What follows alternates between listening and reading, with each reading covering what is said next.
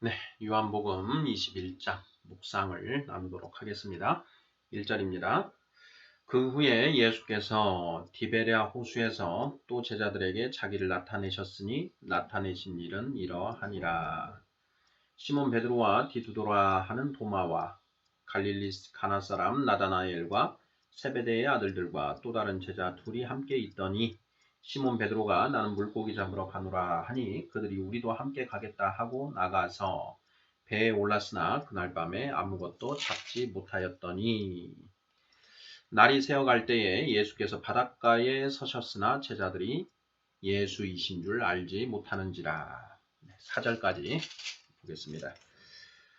예수님이 부활 승천하셔서 이제 제자들에게 나타내셨습니다.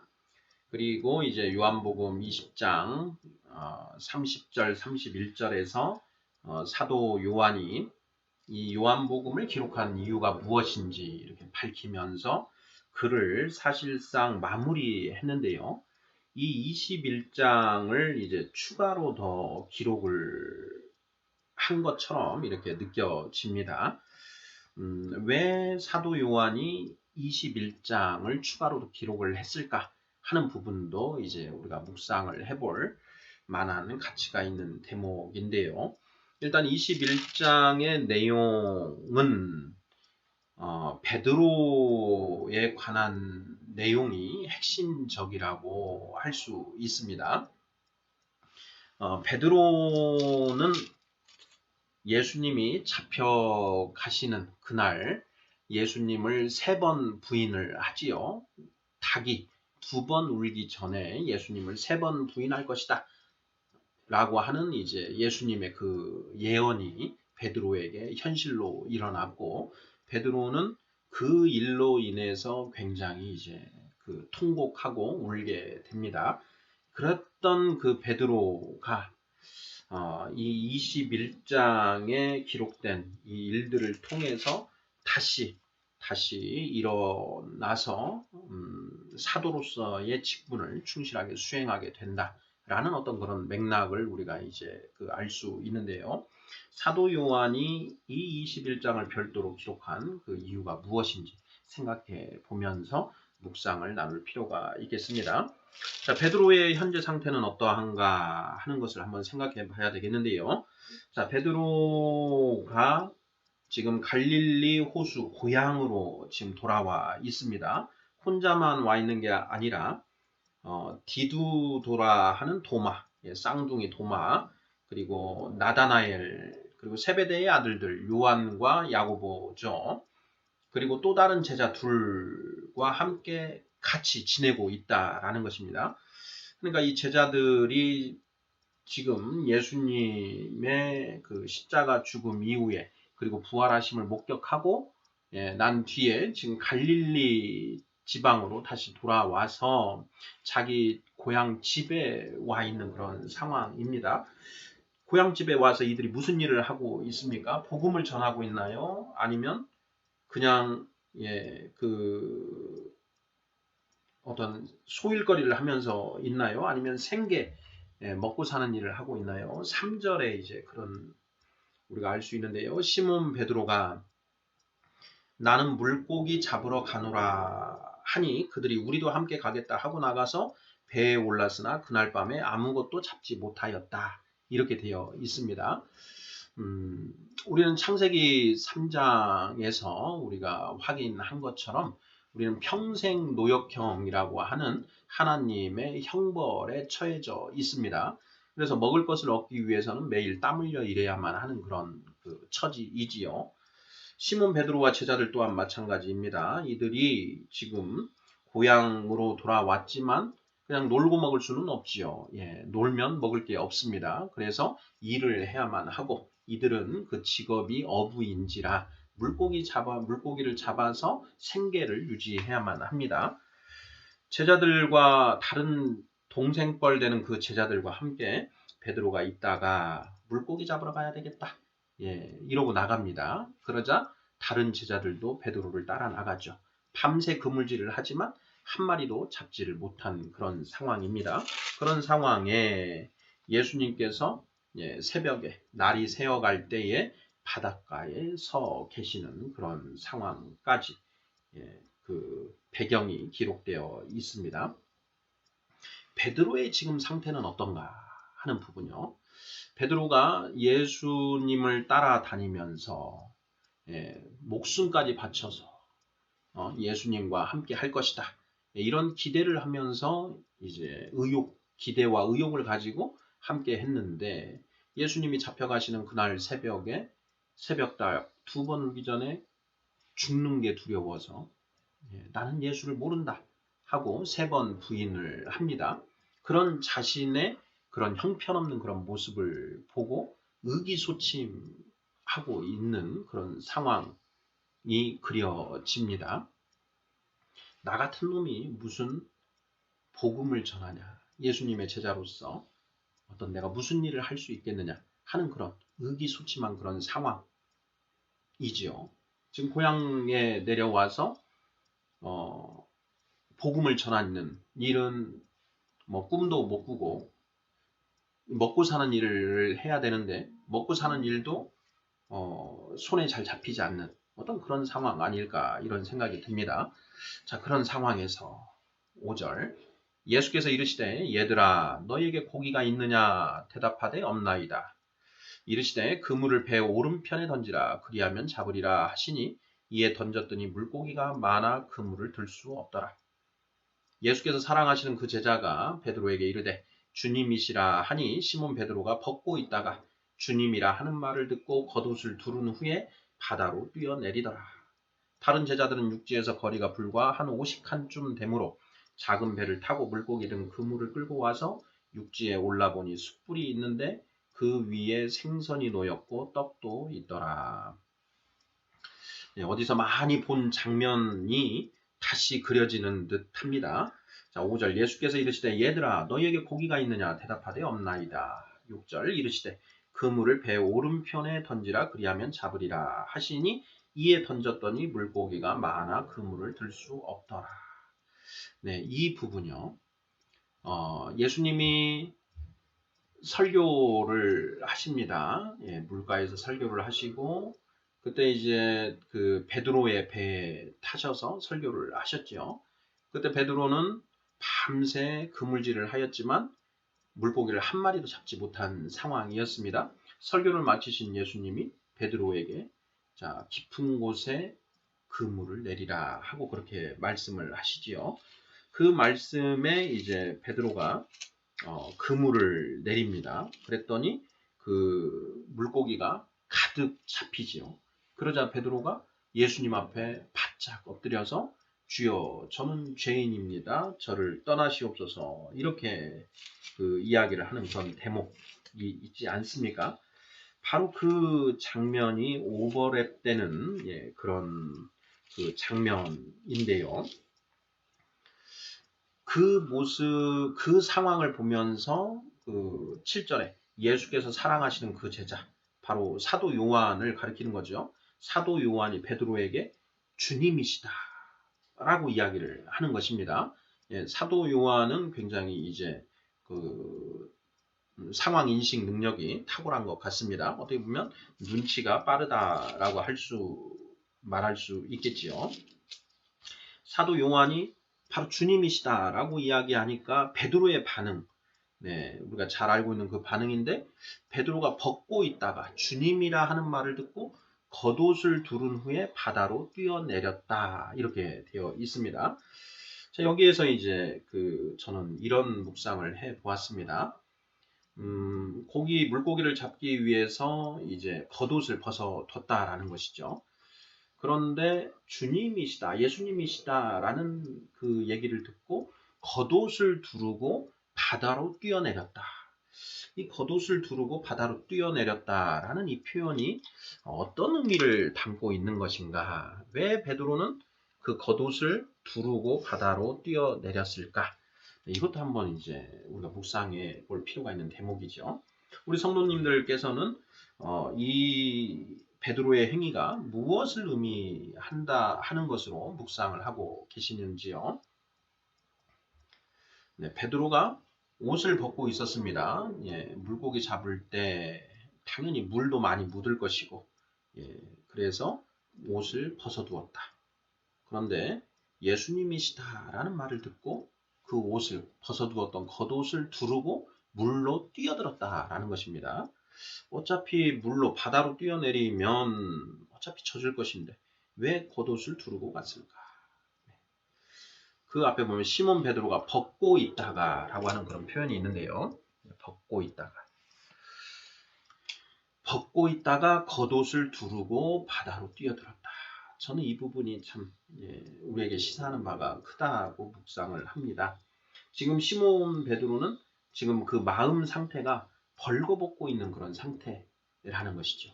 우리가 조금 전에 베드로가 어떤 마음 상태일까라는 것에 대해서 생각을 해보았는데요.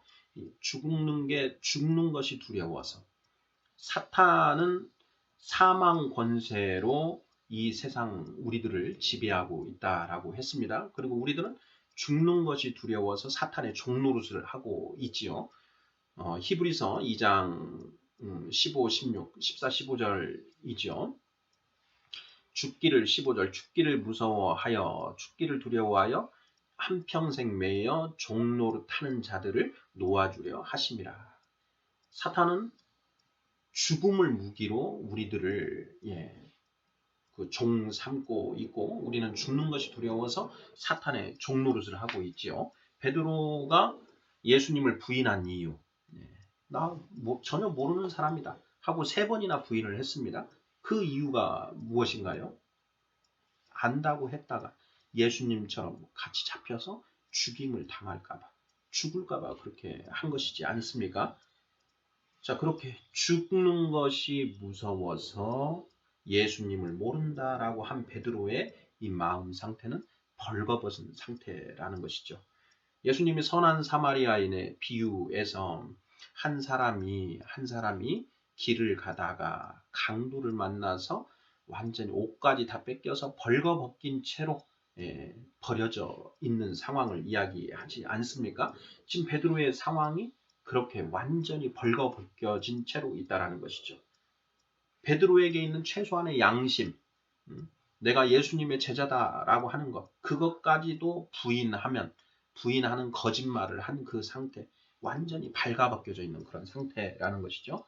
그랬던 베드로가 예수님이시다 하는 말을 듣고 겉옷을 두르고 바다로 들어갔다. 겉옷을 둘렀다. 이 겉옷. 창세기 3장을 보면 발가벗은 아담과 하와에게 하나님이 가죽옷을 입혀 주십니다. 그 가죽옷. 완전히 영적으로 타락한 인간은 도저히 공동체라는 것을 이루고 살 수 없을 텐데요. 하나님이 그 가죽옷, 저는 이 가죽옷이 우리 최소한의 양심이라는 거 아닌가 이렇게 묵상을 하고 있는데요. 그 가죽옷을 입혀주셨기 때문에 영적으로 완전히 타락한 우리들이 그나마 공동체를 이루면서 살아갈 수 있는 최소한의 윤리 도덕을 가지고 살게 되었다라는 것이죠. 그런데 그 가죽옷을 벌거벗겨진 사람들, 강도 맞은 자, 강도는 사탄이고요. 그 강도 사탄 때문에 우리의 그 최소한의 윤리 도덕마저도 완전히 찢어 발겨진 그런 상태. 베드로가 지금 최소한의 윤리 도덕마저도 찢어 발겨진 그런 상태에서 겉옷을 두르는 그런 행위. 최소한 뭔가 회복이 이루어지는 그러한 것을 의미하는 것이 아닌가 이런 생각이 듭니다. 9절도 좀 의미가 있는데요. 육지에 올라보니 숯불이 있는데 그 위에 생선이 놓였고 떡도 있더라 이렇게 되어 있습니다. 저는 이제 이 장면을 보면서 엘리야 선지자의 이야기가 이렇게 떠오르는데요. 왕상이죠. 왕상 18장, 열왕기상 18장을 한번 보도록 하겠습니다. 네, 열왕기상 19장, 18, 19장인데요. 19장에서 19장 6절입니다. 5절 6절을 한번 읽어보죠. 로뎀나무 아래에 누워 자더니 천사가 그를 어루만지며 그에게 이르되 일어나서 먹으라 하는지라. 본즉 머리맡에 숯불에 구운 떡과 한 병 물이 있더라. 이에 먹고 마시고 다시 누웠더니. 네, 엘리야 선지자에게 천사가 찾아와서 구운 떡과 한 병 물을 주는 그런 장면입니다. 열왕기상 19장의 내용에 등장하는 엘리야의 모습, 또 지금 여기 베드로의 모습과 굉장히 오버랩되는 그런 측면이 있는데요. 열왕기상 18장 내용을 보면 엘리야가 바알 선지자들과 맞서서 큰 승리를 거둡니다. 그리고 엘리야가 그 절벽 위에서 기도를 갈멜산 꼭대기에 올라가서 거기에서 땅에 꿇어 엎드려 기도를 하지요. 7번 기도를 하였더니 3년 반 동안 가물었던 그 땅에 이제 비구름이 몰려오면서 비가 내립니다. 그리고 그 엘리야는 그 여호와의 능력을 받아서 허리를 동이고 마차를 타고 가는 아합보다 먼저 이스라엘로 들어가게 되지요. 굉장한 그 능력을 행한 그 엘리야였는데 그 다음 날 그 엘리야에게 이세벨 여왕이 전가를 보냅니다. 너가 내 선지자들을 죽였으니 너도 죽임을 당할 것이다. 너도 똑같은 일을 당할 것이다. 라고 그 전갈이 옵니다. 열왕기상 19장 2절이죠. 이세벨이 사신을 엘리야에게 보내어 이르되 내가 내일 이맘때에는 반드시 너의 생명을 저 사람들 중 한 사람의 생명과 같게 하리라. 그렇게 하지 아니하면 신들이 내게 벌 위에 벌을 내림이 마땅하니라 한지라. 이렇게 되어 있습니다. 이세벨 여왕이 엘리야를 죽이겠다라고 복수하겠다라고 하는 복수의 전가를 보내죠. 그러자 엘리야가 어떻게 합니까? 3절을 보면 그가 이 형편을 보고 일어나 자기의 생명을 위해 도망하여 유다에 속한 부엘세바에 이르러. 네, 부엘세바. 이스라엘에서 부엘세바까지는 약 160km 정도 거리라고 합니다. 이세벨이 죽이겠다라고 위협을 하자 엘리야가 160km 가까이 떨어진 부엘세바로 도망쳤다 하는 것이죠. 왜 도망쳤나요? 죽는 게 두려워서 도망친 것이지요. 바로 사탄의 사망 권세에 굴복한 것입니다. 도망을 친 이 엘리야가 4절을 보면 자기 자신은 광야로 들어가 하룻길 중 가서 한 로뎀나무 아래에 앉아서 자기가 죽기를 원하여 이르되 여호와여 넉넉하오니 지금 내 생명을 거두시옵소서. 나는 내 조상들보다 낫지 못하니이다 하고 로뎀나무 아래에 누워 자더니. 이렇게 되어 있습니다. 그렇게 도망친 엘리야가 로뎀나무 아래에 가서 여호와 하나님께 죽여달라고 합니다. 죽여달라는 이유가 무엇인가요? 이 못난 놈을 죽여주시옵소서. 나는 내 조상들보다 못난 놈입니다. 사탄의 그 사망 권세가 무서워서 160km나 이렇게 도망쳐 왔습니다. 바로 엊그제 하나님의 그 능력을 행하였음에도 불구하고 그 사탄의 사망 권세, 그 죽는 것이 두려워서 이렇게 도망쳐버린 이 못난 놈을 죽여주시옵소서 하고 지금 로뎀나무 아래에서 간구하는 것이죠. 자, 엘리야의 이러한 모습을 지켜보는 하나님의 마음이 어떠셨을까요? 엘리야가 자신의 잘못을 깨닫고 자신을 죽여달라고 하는 그 모습을 하나님이 보시는 하나님의 마음이 어떠하실까 하는 그런 질문입니다. 저는 하나님이 기뻐하셨을 거라는 그런 생각이 듭니다. 비록 엘리야가 이세벨의 협박에 당장 두려움을 겁을 먹고 도망을 쳤지만 그 도망친 이후에 자신의 잘못이 무엇인지를 깨닫고 지금 뉘우치고 있다라는 것이죠. 하나님이 그런 엘리야를 보면서 기쁘셨을 거라는 생각이 듭니다.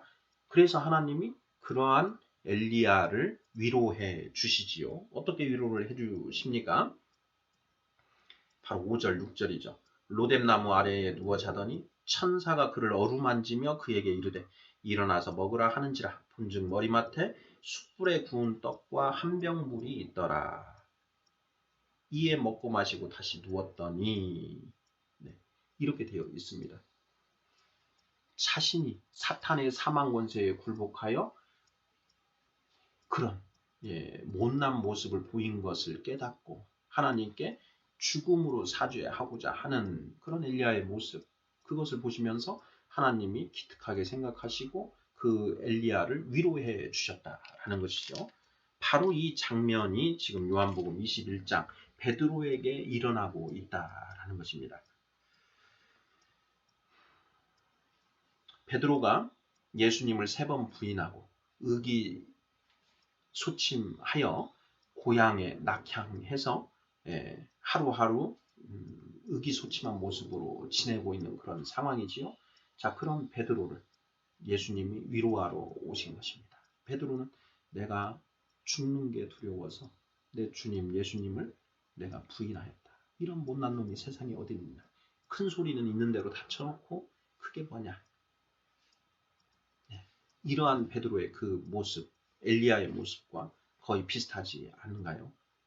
그런 베드로를 예수님이 위로하러 오신 것이라는 거죠. 그래서 9절에 육지에 올라보니 숯불이 있는데 그 위에 생선이 놓였고 떡도 있더라.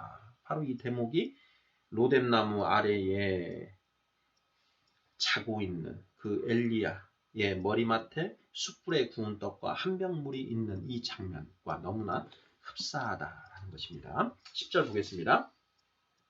예수께서 이르시되 지금 잡은 생선을 좀 가져오라 하시니 시몬 베드로가 올라가서 그물을 육지에 끌어올리니 가득히 찬 큰 물고기가 153마리라. 이같이 많으나 그물이 찢어지지 아니하였더라. 예수께서 이르시되 와서 조반을 먹으라 하시니 제자들이 주님이신 줄 아는 고로 당신이 누구냐 감히 묻는 자가 없더라. 예수께서 가셔서 떡을 가져다가 그들에게 주시고 생선도 그와 같이 하시니라. 이것은 예수께서 죽은 자 가운데서 살아나신 후에 3번째로 제자들에게 나타나신 것이라. 요한복음 20장에 예수님이 제자들만 모여 있는데 그 문도 잠겨 있는 상황에서 나타나시죠. 그러면서 너희에게 평강이 있을지어다 이렇게 말씀을 하십니다. 그런데 그 자리에 도마가 없었지요. 도마가 없어서 일주일 뒤에 8일 뒤에 예수님이 다시 도마도 있는 자리에 나타나십니다. 그렇게 해서 1번, 2번 나타나셨고 이제 3번째로 이 갈릴리 호숫가에 베드로와 그 제자들 앞에 나타나신 것이 3번째 제자들에게 나타나신 것이다 라고 사도 요한이 기록하고 있는 것이다 라는 것이죠. 15절입니다. 그들이 조반 먹은 후에 예수께서 시몬 베드로에게 이르시되 요한의 아들 시몬아 내가 이 사람들보다 나를 더 사랑하느냐 하시니 이르되 주님 그러하나이다. 내가 주님을 사랑하는 줄 주님께서 아시나이다. 이르시되 내 어린 양을 먹이라 하시고 16절 또 2번째 이르시되 요한의 아들 시몬아 내가 나를 사랑하느냐 하시니 이르되 주님 그러하나이다. 내가 주님을 사랑하는 줄 주님께서 아시나이다. 이르시되 내 양을 치라 하시고 17절 3번째 이르시되 요한의 아들 시몬아 내가 나를 사랑하느냐 하시니 주께서 3번째 내가 나를 사랑하느냐 하심으로 베드로가 근심하여 이르되 주님 모든 것을 아시오매 내가 주님을 사랑하는 줄을 주님께서 아시나이다. 예수께서 이르시되 내 양을 먹이라. 15, 16, 17절 이렇게 3절을 끊어서 보겠습니다. 일단 먼저 예수님이 좀 짓궂은 듯한 어떤 그런 모습도 좀 드러나지요. 예수님이 시몬 베드로에게 네가 나를 사랑하느냐 3번 물으시죠. 베드로가 3번 사랑한다고 답을 합니다. 그러자 예수님이 3가지 명령을 하시죠. 처음에는 내 어린 양을 먹이라. 2번째는 내 양을 치라. 그리고 3번째는 내 양을 먹이라. 이렇게 말씀을 하십니다. 자, 여기에 여러 가지 이제 그 중요한 묵상거리들이 있는데 하나하나 찾아서 한번 살펴보도록 하겠습니다. 자, 먼저 예수님이 이렇게 세 번 베드로에게 네가 나를 사랑하느냐 하고 물으시고 베드로의 대답을 확인하시는 그 행위, 이 행위는 베드로가 예수님을 세 번 부인했던 것에 대한 트라우마를 해소시켜 주시는 어떤 그런 깊은 배려의 모습이다. 이렇게 이제 묵상이 됩니다. 베드로가 예수님을 세 번 부인했습니다. 모른다, 모른다, 모른다. 이렇게 부인했지요. 예수님이 네가 나를 사랑하느냐, 사랑하느냐, 사랑하느냐. 세 번 물으셔서 베드로가 예수님을 모른다라고 부인했던 그 세 가지를 상쇄시켜 주신다라는 것입니다. 세 번째 물으니까 베드로도 이제 근심하여 이르죠. 베드로도 자기가 예수님을 세 번 부인했던 그 일이 떠오르지 않았을까 싶습니다. 울상이 되지 않았을까 이런 생각이 듭니다. 예수님이 베드로의 그 트라우마를 치유해 주시는 어떤 그런 모습이 아니신가 하는 그런 생각이 들고요.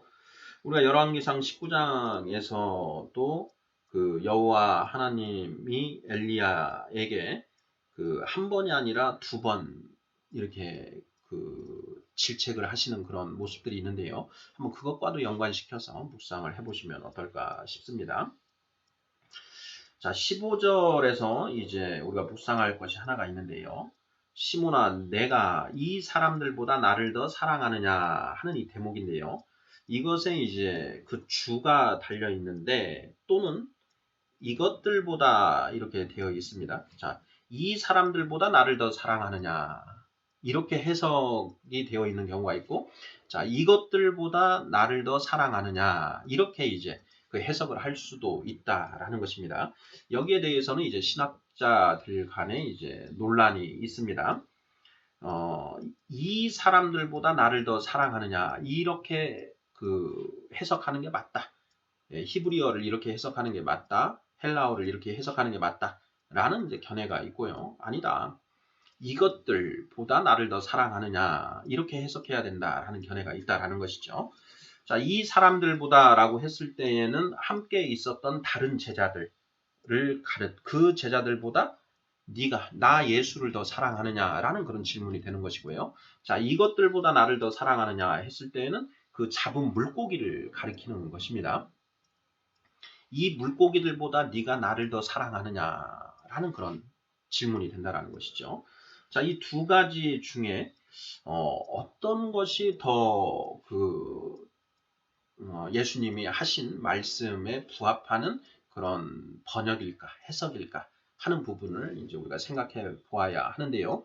우리 성도님들께서는 어느 해석이 더 맞다고 보시나요? 1번, 이 사람들보다 나를 더 사랑하느냐.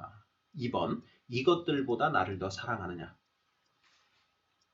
저는 이제 전체 맥락으로 봤을 때에는 그 두 번째 해석, 이것들보다 나를 더 사랑하느냐라고 질문하신 게 아닌가 이렇게 저는 묵상을 하고 있습니다.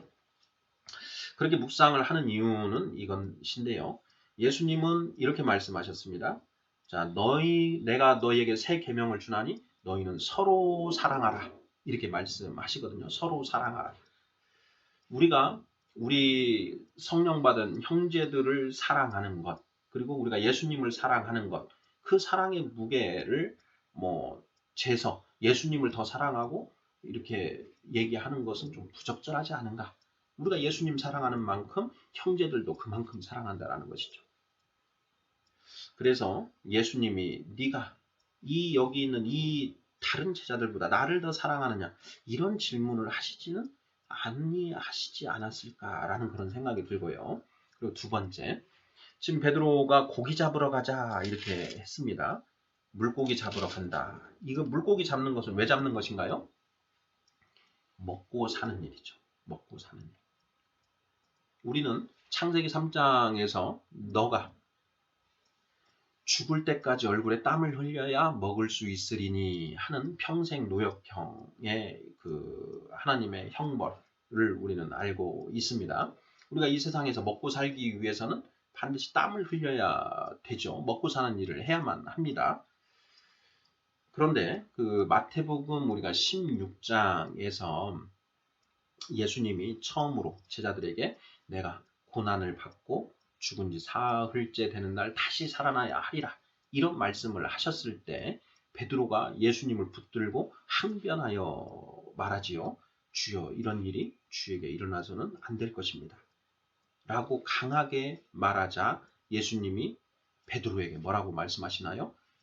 사탄아 너는 내 뒤로 물러나라.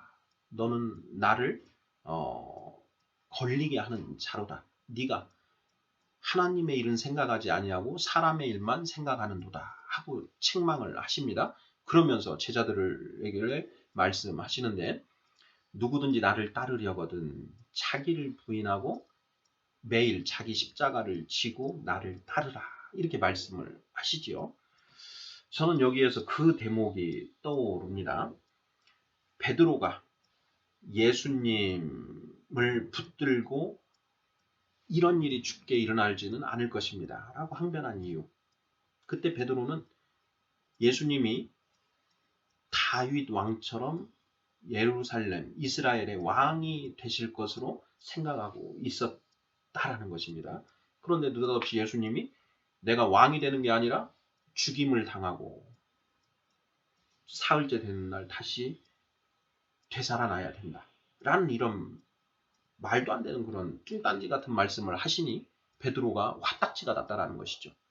아내와 딸을 버리고 모든 것을 버리고 예수님을 따른 지 3년. 이제 뭔가 빛을 봐야 할 때가 되었는데 드디어 예수님이 예루살렘으로 들어가신다 하니 이제 예루살렘으로 들어가셔서 왕으로 즉위하실 것으로 잔뜩 기대를 하고 있는데 예수님이 무슨 뚱딴지 같은 소리를 하셨다라는 것이죠.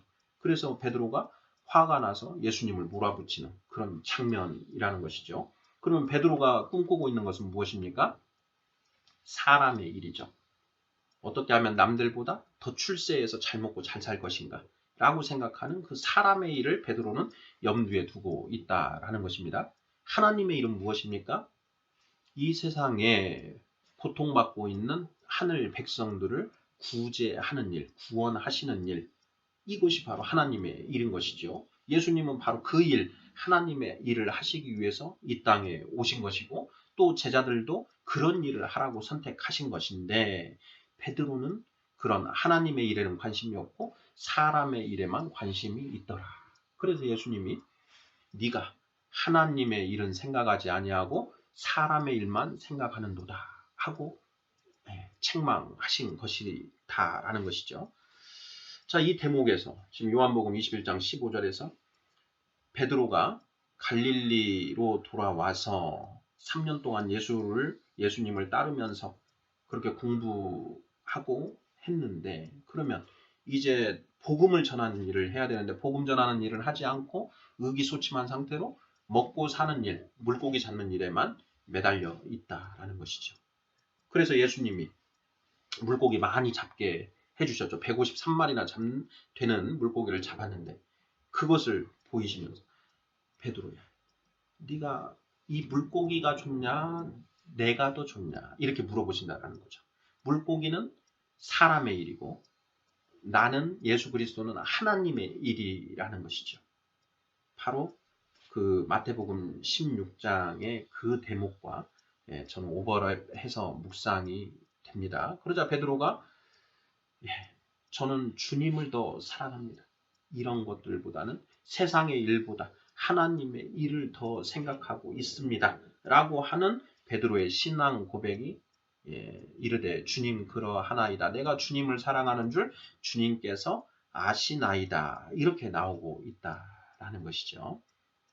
그래서 15장에 네가 이 사람들보다 나를 더 사랑하느냐 개역개정에서는 일단 이걸 우선적으로 해놨는데요. 저는 이 부분이 이것들보다 나를 더 사랑하느냐 이렇게 해석하는 것이 전체 성경 예수님의 말씀 맥락에 더 부합하지 않을까 이런 생각이 듭니다. 사도 바울도 이제 그런 서신서에서 이런 대목을 있죠. 대만은 세상을 더 사랑하여 세상으로 갔고 이런 표현을 씁니다. 그러니까 네가 세상을 더 사랑하느냐 나를 더 사랑하느냐 이런 질문으로 보는 것이 성경적인 맥락에 더 맞다라는 것입니다.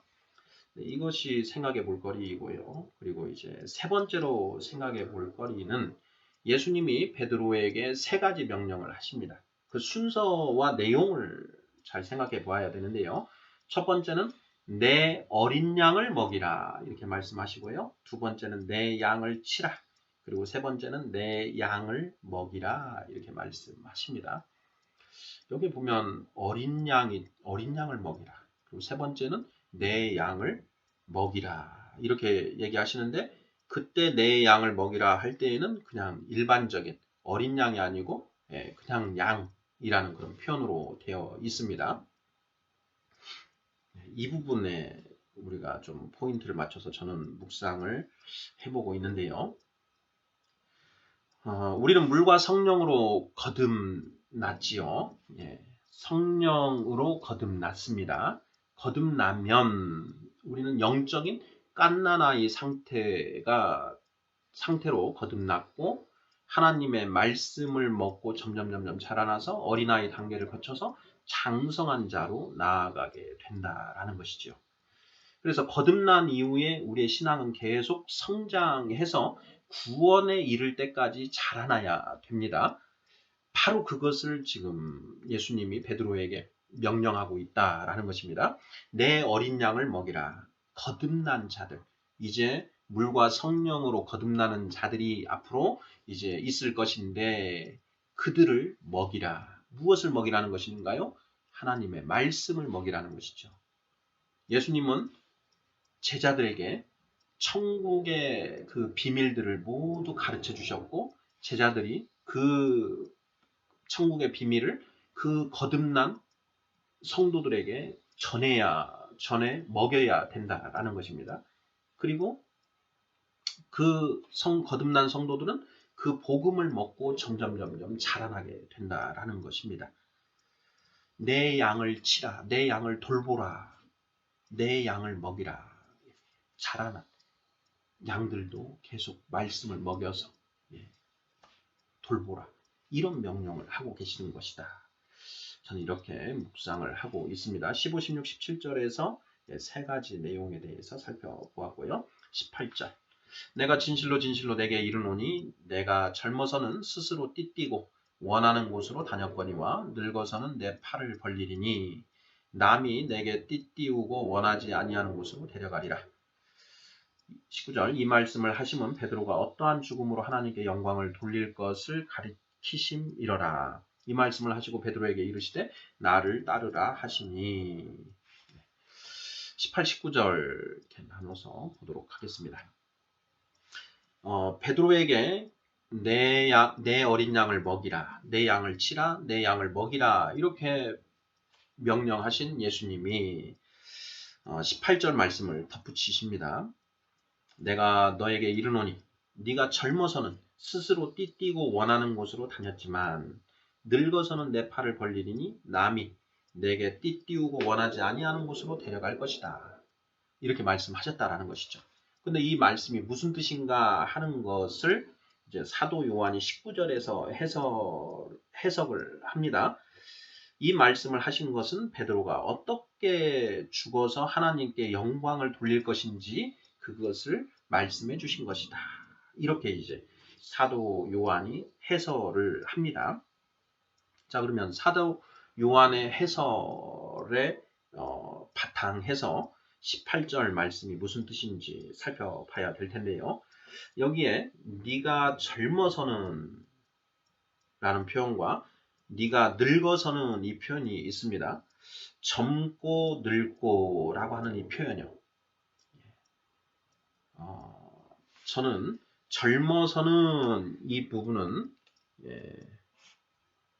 우리가 영적인 어린아이 단계, 늙어서는 영적으로 성장해서 장성한 자를 가리키는 것으로 보는 것이 맞지 않을까. 단순히 육신의 나이가 더 들었을 때 뭐 이렇게 일단 1차적으로는 볼 수 있지만 2차적으로는 영적인 성장을 말한다 이렇게 보여집니다. 베드로는 아직 거듭나지 못했습니다. 오순절 성령 강림 사건을 통해서 성령이 이제 임할 때 베드로의 영도 거듭나게 되는데요. 자, 거듭나면 일단 영적인 어린아이 상태가 되는 것이고요. 점점 말씀으로 이제 빚어져서 구원에 이르는 지혜를 얻게 되면 장성한 자가 됩니다. 젊어서는 이때는 영적인 어린아이 상태에 있을 때, 늙어서는 이건 장성한 상태에 있어서는 이렇게 나눠서 보여진 그렇게 묵상이 저는 되고요. 자, 영적인 어린아이 상태에 있을 때는 어떻게 되느냐? 비록 거듭나긴 했지만 아직도 내 소견, 내 생각이 앞섭니다. 하나님의 말씀보다 내 생각이 앞서서 스스로 띠띠고 원하는 곳으로 다녔거니와 다닐 것이다. 그런데 네가 장성한 자가 되면, 장성한 자는 말씀과 성령님의 인도하심에 순종하는 자입니다. 내 팔을 벌리리니 남이 내게 띠띠우고 원하지 아니하는 곳으로 데려가리라.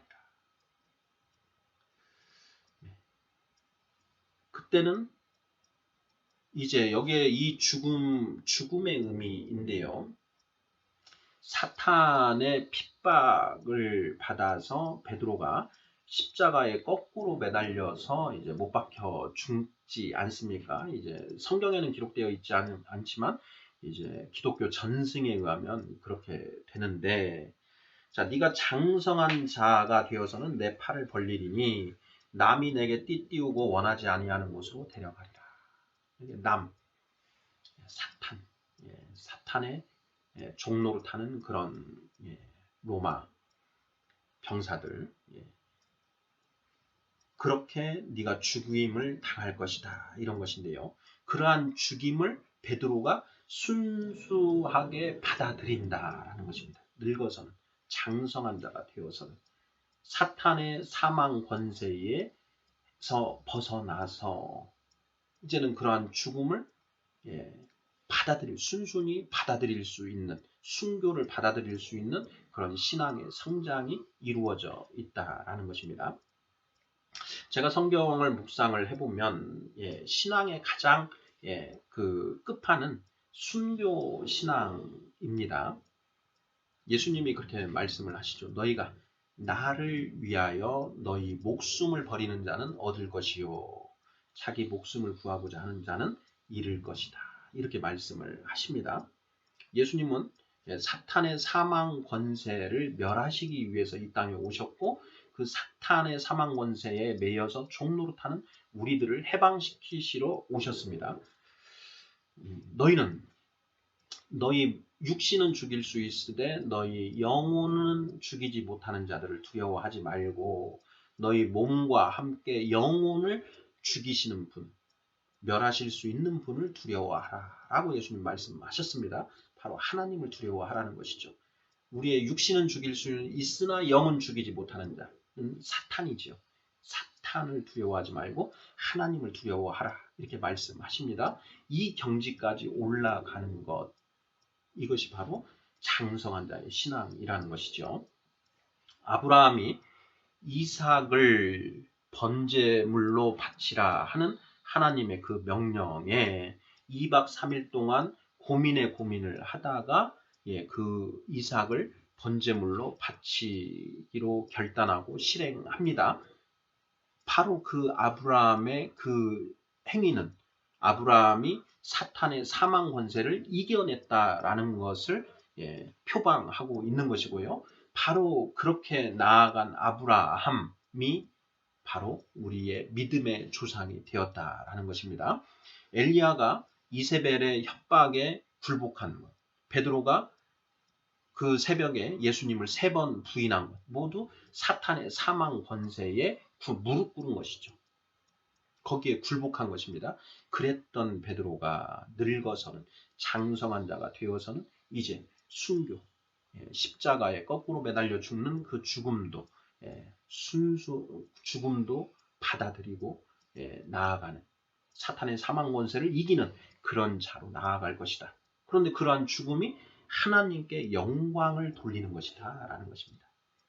하나님의 말씀과 성령님의 인도하심으로 우리가 사탄의 사망 권세를 이겨내고 당당히 죽음으로 나아가는 그 모습, 그것이 바로 하나님께 영광을 돌리는 것이다 라는 것입니다. 예수님이 십자가의 죽으심으로써 하나님께 영광을 돌리신 것과 같은 맥을 같이 하는 것이죠. 네, 그런 맥락에서 18절 말씀을 묵상하고 있고요. 20절 베드로가 돌이켜 예수께서 사랑하시는 그 제자가 따르는 것을 보니 그는 만찬석에서 예수의 품에 의지하여 주님을 파는 자가 누구 오니까 묻던 자더라. 이에 베드로가 그를 보고 예수께 여짜오되 주님, 이 사람은 어떻게 되겠사옵나이까? 예수께서 이르시되 내가 올 때까지 그를 머물게 하고자 할지라도 내게 무슨 상관이냐? 너는 나를 따르라 하시더라. 20, 21, 22절 끊어서 살펴보도록 하겠습니다.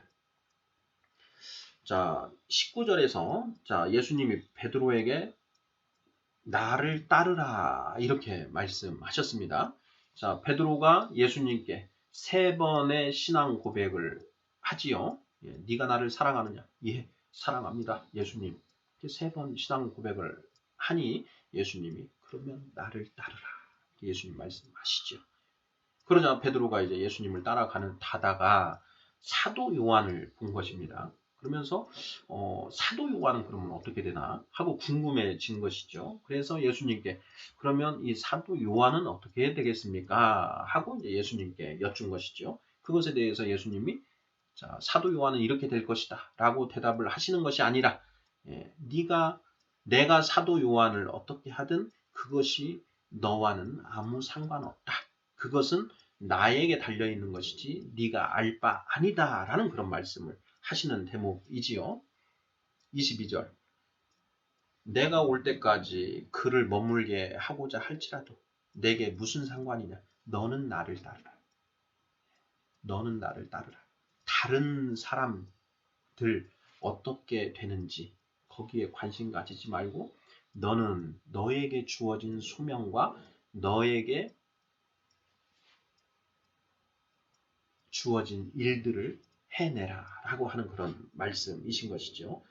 주변 보지 말고 오직 예수 그리스도 하나님의 말씀에 순종하라 라고 하는 그런 말씀이시다라는 것입니다. 23절입니다. 이 말씀이 형제들에게 나가서 그 제자는 죽지 아니하겠다 하였으나 예수의 말씀은 그가 죽지 않겠다 하신 것이 아니라 내가 올 때까지 그를 머물게 하고자 할지라도 내게 무슨 상관이냐 하신 것이러라. 23절. 이 주고받은 대화의 내용이 곁에 있던 제자들을 통해서 이제 와전이 되는데요. 자, 그 와전된 내용이 무엇이냐? 사도 요한이는 예수님 재림하실 때까지 죽지 않고 살아있는다고 하더라. 라는 이제 그렇게 와전이 됐다라는 것이죠. 그것에 대해서 사도 요한이 그런 뜻이 아니고 베드로에게 사도 요한을 예수님이 어떻게 쓰시든 그거 상관하지 말고 너는 너에게 주어진 소명을 하라. 너에게 주어진 것에만 집중하고 나아가라. 라는 말씀을 하신 것이다. 내가 예수님 재림 때까지 살아있을 것이다. 라고 하는 그런 말씀이 아니었다. 라고 해명을 하는 대목이지요. 24절입니다. 이 일들을 증언하고 이 일들을 기록한 제자가 이 사람이라. 우리는 그의 증언이 참된 줄 아노라. 예수께서 행하신 일이 이 외에도 많으니 만일 낱낱이 기록된다면 이 세상이라도 이 기록된 책을 두기에 부족할 줄 아노라.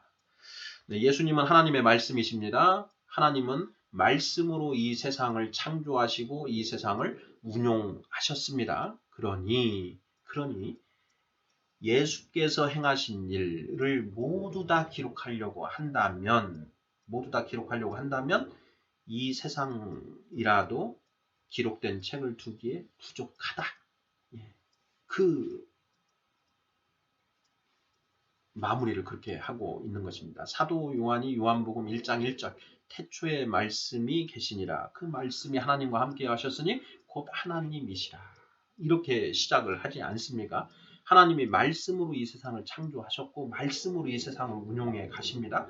그러니 그 말씀, 예수께서 행하신 일, 말씀, 하나님의 말씀의 그 내용을 모두 다 기록하기로 한다면 이 세상에도 그 책을 둘 수가 없다라는 것이죠.